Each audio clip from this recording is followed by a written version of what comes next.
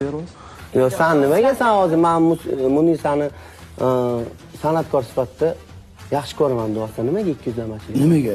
San'atkor sifatida. Sen bilan ko'p choyxonada o'tiraman men. San'atkorlarni hali kovlab mendan so'raysanlar-ku. Yo, to'xtang, men bitta narsa aytaman. Men yomon ko'raman deganmanmi sizga? Yomon ko'raman deganman. Erkakmisan? Yo'q, yomon ko'raman demaganman-ku. Erkakmisan? Nimaga yolg'on gapiryapsan? Masalan, Munisani yaxshi ko'raman. yaxshi ko'raman san'atini.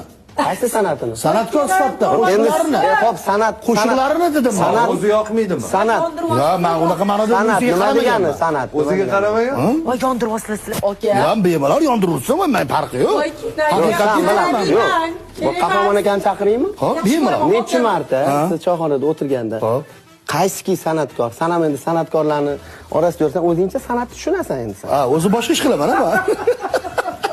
Nimaga endi hozir Munisani san'atini yaxshi ko'raman desa, yolg'on gapiryapsan. Yo, ijodini deganda shu qo'shiqlarni yaxshi ko'raman, o'zini emas deyapman. Chunki men o'ziga unaqa qaramagan, unaqa ko'zga qaramaganman. Men o'zini yaxshi ko'raman Munisa deyotganim. o'ziga qaramaganmi yoki siz Munisani o'ziga qaramaganmi? Men bunisiga unaqa xayol fikr bilan qaramaganman. To'g'ri. Hop, qanaqa fikr bilan? Misol uchun. Ijodkor Yo'q, sen sifatida turmushing, yo'q, men senga turish turmushing yolg'on. Yo'q.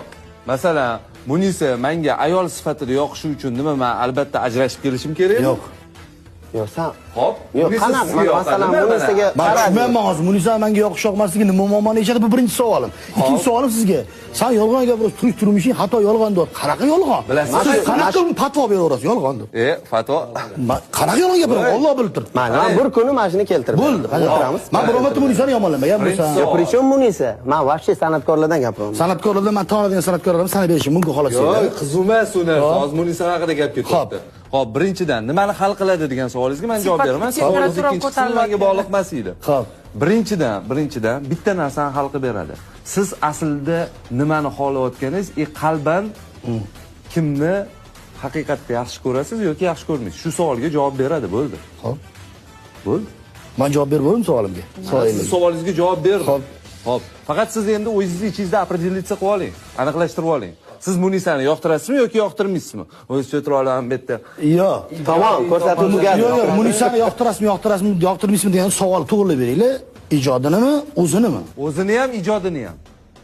Yo'q, meni yoqtirish keraklar akam. Men yoqtiraman. Qaysi ma'noda yana tushuntirib olaylik. Boshqacha ma'noda emas, to'g'ri ma'no, to'ng'ir ko'ngil. Ha, boshidan orbitdan dirol qilmasdan turib, biroz aytish kerak edi bo'lmasam. Munisaga kompotman men deb. Yo'q, u tarafdan emas. Yo'q. Ko'ryapsiz? Men oldirdim baribir. Ja, sen ham qornlaringni ichingga tortishni boshladingmi? Yo'q, nimaga? Qandoq boshida? Mana qandoq?